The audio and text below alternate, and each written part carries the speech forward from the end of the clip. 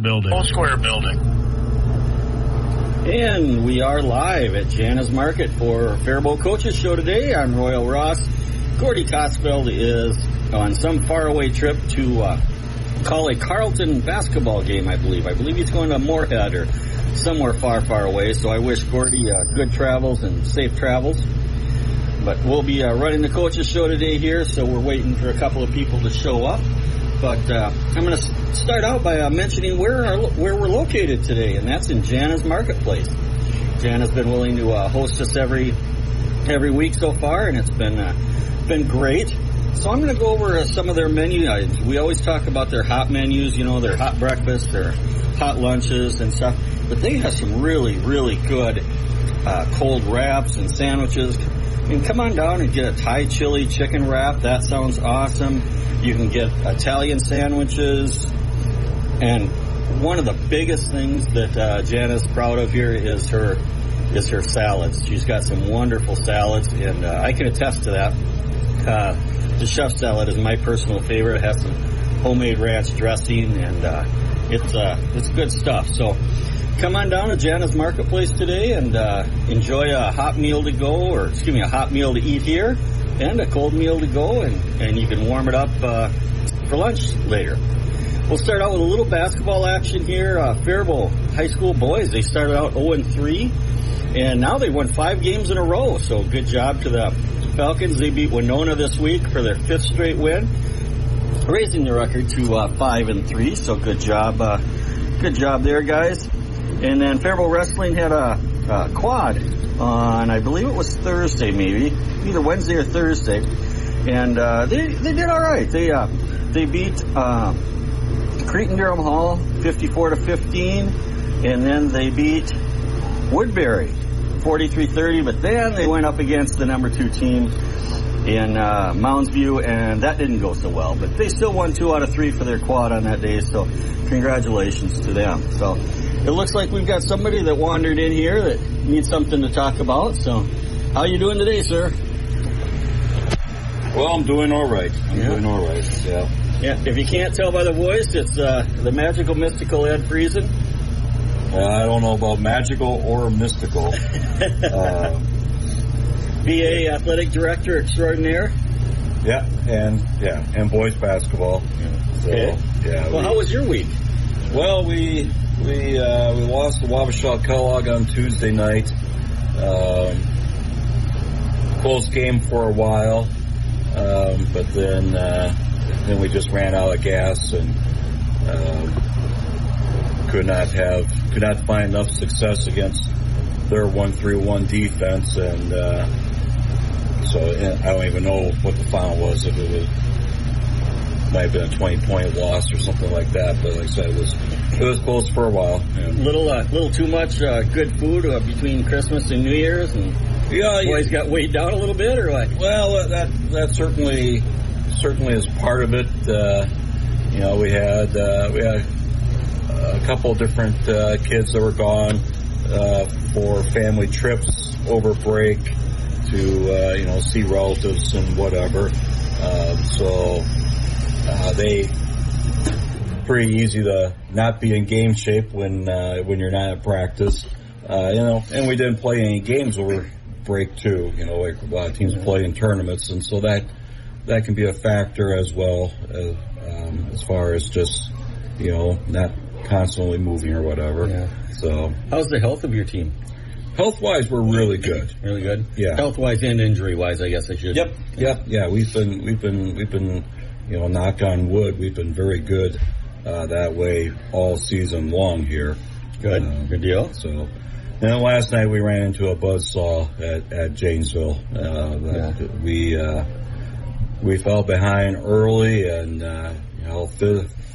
physical ball game, and we just could not have any success early in the game. It hurt us that Aaron Huerta ended up getting 2 quick fouls early in the ball game, and we against pressure defense, we really need Aaron as another ball handler, as a guy who makes really good passing decisions from the middle of the floor, those kind of things. So him not on the floor there for early part of the first half certainly caused a lot of trouble for us as far as, having any success on the offensive end. And, we fell behind by 20 quickly. We're able to get back to within 15, and then kind of just got away. Then it got away. Yeah. Yep. But on the positive side, we got some people in the game who got some good quality playing time that they haven't had much yet.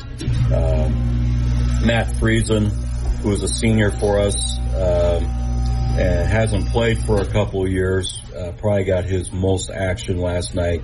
Did a nice job for us. Andrew Karen, another person who hasn't played much in the past, but went out last year and this year.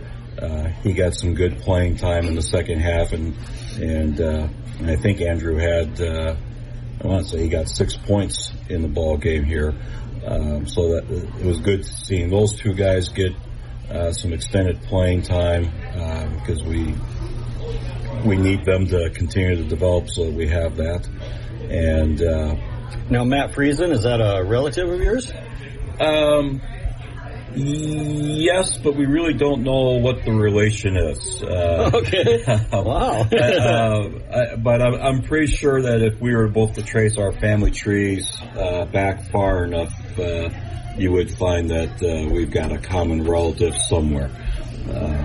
I mean, not a lot of Friesens around. So there's a few, but a few, yeah, not maybe not as many, as one time, but yeah, I'm pretty sure. I'm pretty sure all the Catholic Friesens are related to each other in town. Somehow, one way or another. Yep. One way or another. Lots of males in that family to keep the family name going. Is that what you're saying? No, I'll just say. So there's a lot of Friesens like in Canada who are Mennonite. Okay. And I know that, and then there are some Friesens in southwestern Minnesota. I don't know what religious faith they are, but so that's my joke that all the Catholic Friesens in Faribault are related to each other. When I was in grade school, there was a Friesen in my class at Jefferson, and we weren't related, and he wasn't Catholic, right? So that's how I make the assumption that all the Catholic Friesens are related. Okay. That's a good way to look at it. Yep. Anyways, and then I guess the highlight last night, as the game was coming to an end, we're able to, I think we got everybody into the ball game, and so we got Grady Pemrick, who's a sophomore for us, and he's just a little guy. He's had some health issues, and so it was fun to get him into the ball game, and people were looking for him, and he got opportunity to take a 3-point shot right at the buzzer, nothing but net. So nice. So everybody was happy to see him knock down that 3-pointer. Good deal. Do you guys take a lot of threes? Are you a good outside shooting team? We are not a good shooting team. So Owen Dowderich is probably our biggest 3-point shooting threat. And Owen's a freshman. He's got great range. He's taking shots that would be 3-pointers in the NBA. He's hit them now in the game, so his confidence for taking those shots there has been increasing. Hudson Dillon's a good shooter for us. Aaron Huerta's a good shooter for us as far as 3-pointers, but as far as a jump shooting team, we really need to work on getting, the open shot. I always stress that, it's got to be a shot that comes out of the flow of the offense, and we rely a lot on getting the ball in the paint and scoring that way, because like I said, we at least as far as the varsity, don't have a lot of guys who have been consistent at making those 3-point shots. We got a couple younger guys, Caden Dockestool, a freshman, who, he's a little streaky right now with his 3-point shooting, but, when he's on, he's on. And so as he continues to get physically stronger and get more consistent, that's going to be fun to watch him contribute, in the years ahead. And, a few other guys, too, that, are capable of making the shot. It's just a matter of being more consistent with making the shot. I have a niece that is a freshman at the University of Utah. So she isn't starting, obviously, but she does get quite a bit of playing time, usually between 10 and 16 minutes a game and stuff. But I like catching the Utah women's basketball games because they shoot a lot of threes. Well, that's what their team is known for, and they put up a lot of shots. So it's kind of exciting to watch that. Yeah, but.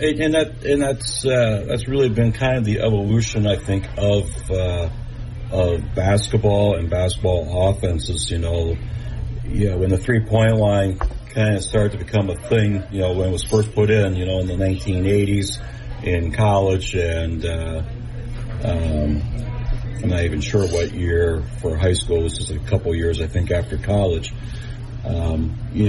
Teams were still very much, running, motion offenses. Bob Knight, Mike Krzyzewski philosophy of motion offenses. You'd have jump shots, but you weren't necessarily placing an emphasis on the 3-pointer. Yeah. And now the game has evolved where teams, you're doing a little bit more spread stuff on the floor. There's a little bit more dribble drive influence on offenses. And so, and some of it's, way teams are playing defense a little bit too, as far as, trying to protect the paint against the dribble drive, and so you're packing in your defense a little bit more, and so then you get hit with, a little bit of penetration, you get a defender out of position, you kick it out to the shooter, right? Yeah. That's kind of the mindset, and so, 3-point shot is a big deal. If you got 2 or 3 people on the court that can hit the 3-point shot, that's really, really advantageous. Makes you hard to defend. Yep. Now, you mentioned, the 3-pointer came into play in, 80s or something like that. Yep. Has there really been many other rules changes or anything that would affect the strategy of the game, really, in the last 40 years? I know they adjust the shot clock every once in a while and, things like that, but basketball's been pretty static, hasn't it? Well,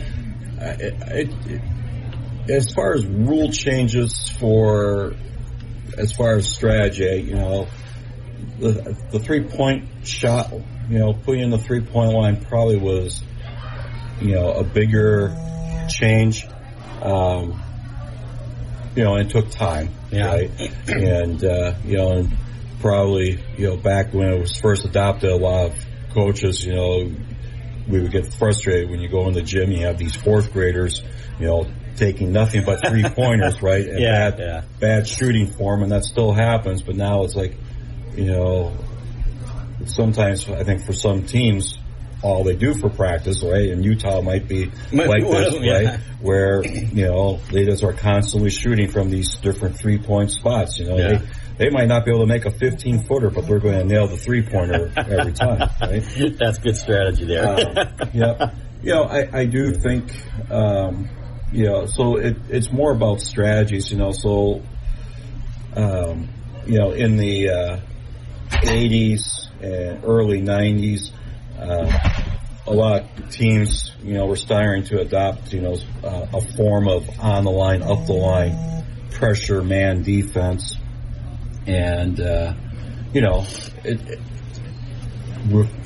course, at the time, people kind of figure out, this is how I can attack this defense, right? And so then you start, designing, plays and philosophies and so on to attack that defense. And so now, the guy who originated online, upline defense, he then adjusted his defense. It's little Dick Bennett, who was ended his career as the head coach at Wisconsin, right? And then his son, they kind of took their upline defense and created pack line defense because offenses were doing the dribble drive, and so now you're packing it in, and so now you're kicking it out for the 3-pointers, and so it's a constant evolution as far as strategy, as far as okay, here's an offensive scheme, now defenses have to figure out a way to stop it.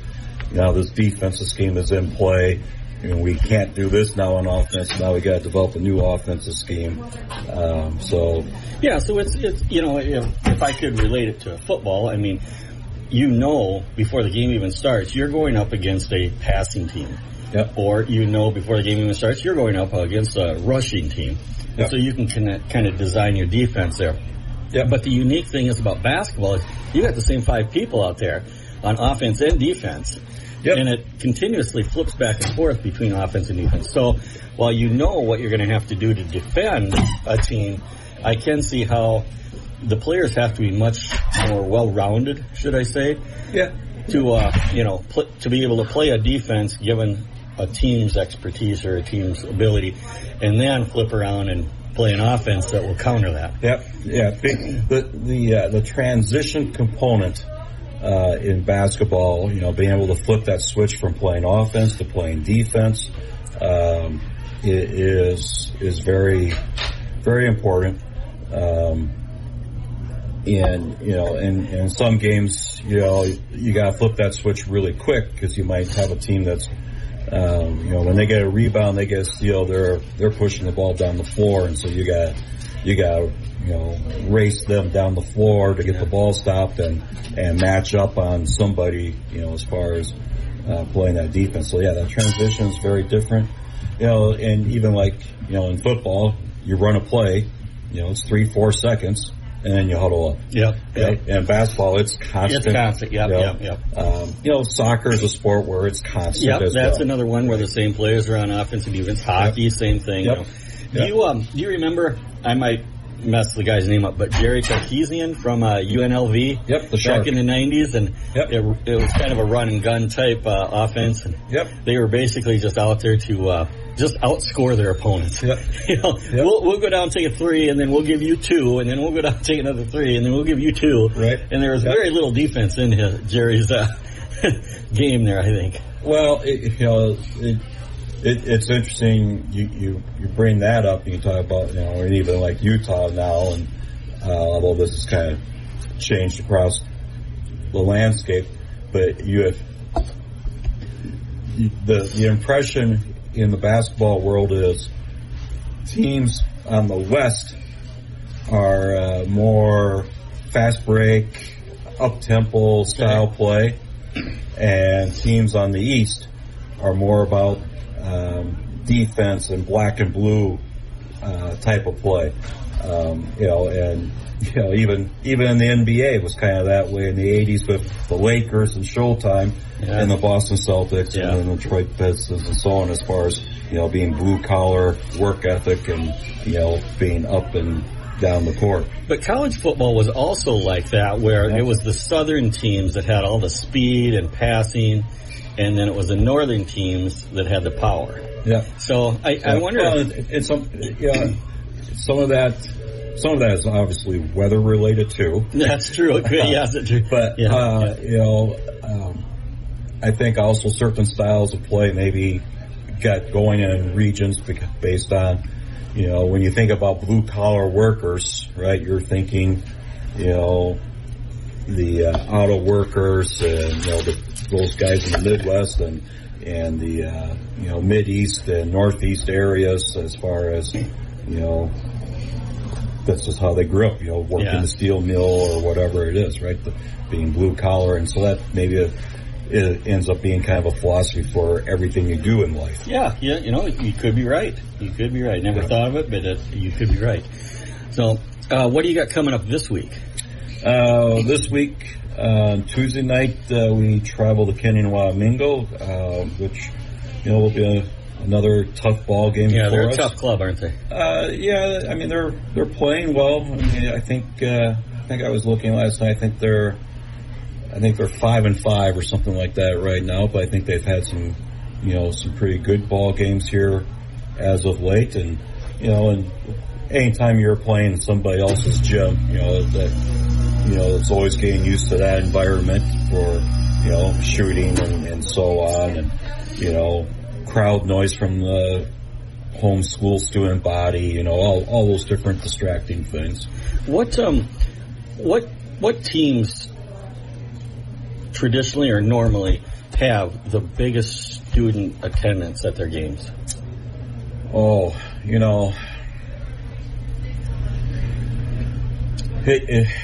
I mean, I could be wrong, but I'm kind of thinking it'd be the smaller schools like a Janesville or Cass and Manorville. Well, so when you look at the small towns, so one, you do have typically with the smaller communities, you have a good community attendance at the game. Yep.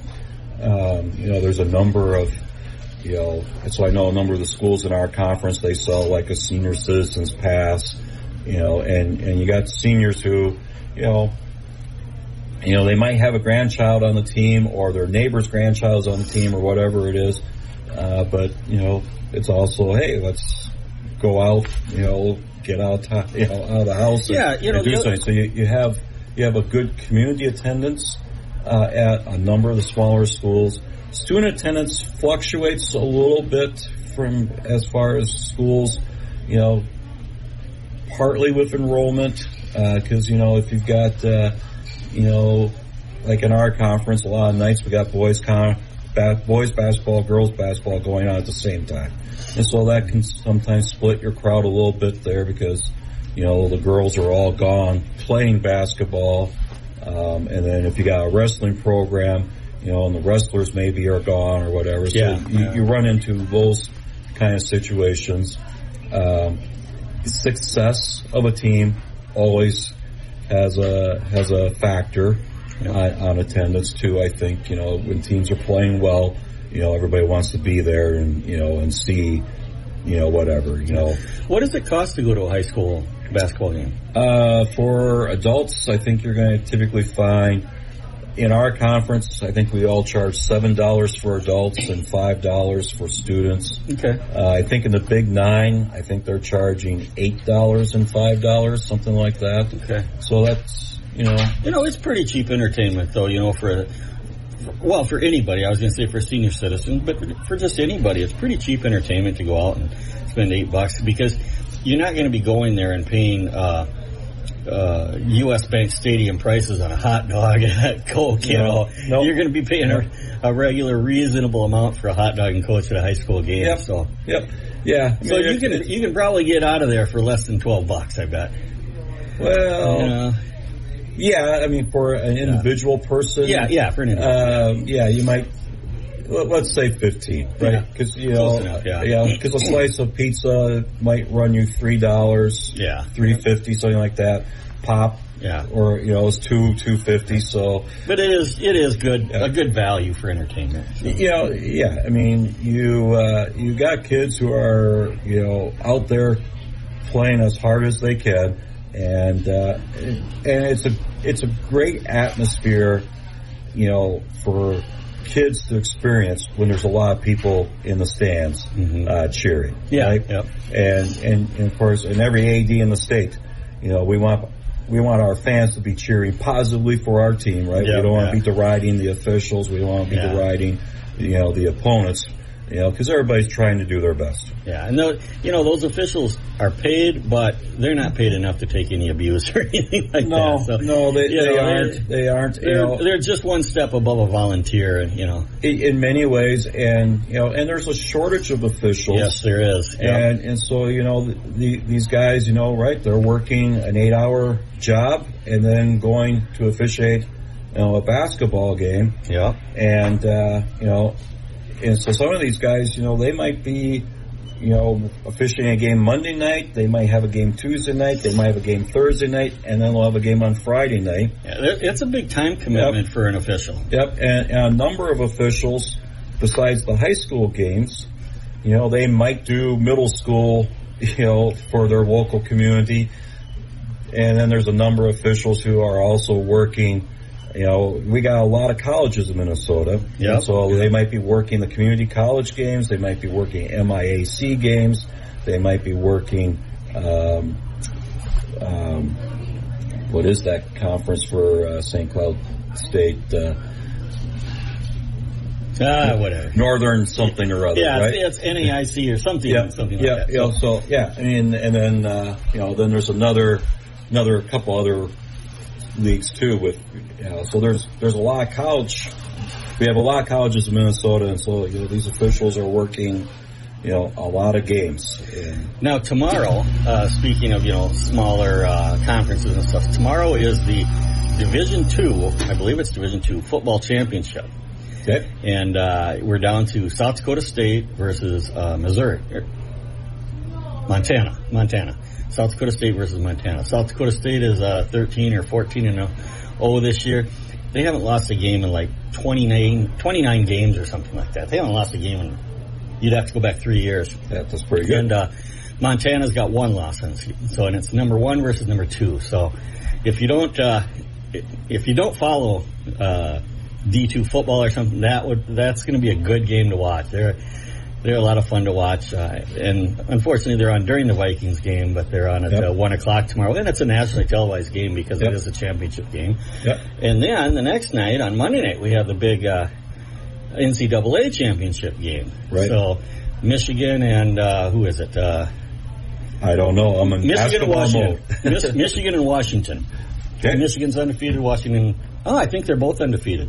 So that's going to be a great game. It's a number 1 versus number 2. Right. So I won't ask you any predictions then, since you're in basketball mode. But this is a big weekend for me because I love football, and we have the championship games, and of course there's the Vikings who's scratching their way to try to get to a playoff game, but I don't see that happening. Yeah, they need a lot of help. And, going to be some good college football this weekend, and So you got just one game coming up this week? Kenyon on Tuesday, and then Friday night we host Maple River. Okay. Yeah. All right.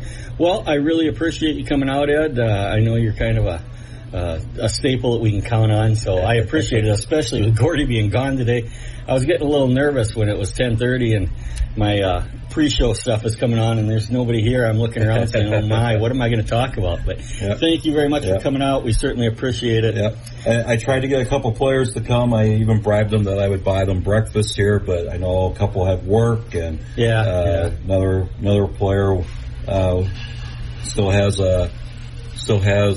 whatever for hunting in Iowa, so they took a trip down to Iowa this morning, try to get that one last chance of getting his buck. All right. Well, once again, I appreciate you coming out. My name is Royal Ross. Co-host Gordy is the main man here, and I'm just kind of his sidekick. Gordy is up calling a Carlton game today. So, Royal Ross with G&H Properties, located in beautiful downtown Faribault, full-service real estate company, association management, property management for residential rentals, and sales team. So if you need some help in the real estate area, give us a call at G&H, 507-334-3499. And that will just about do it for this week. As the seconds tick down here, we never know quite when it'll kick us off. But thanks for listening. I certainly appreciate it. And once again, I wish Gordy good and safe travels on his trip to your home for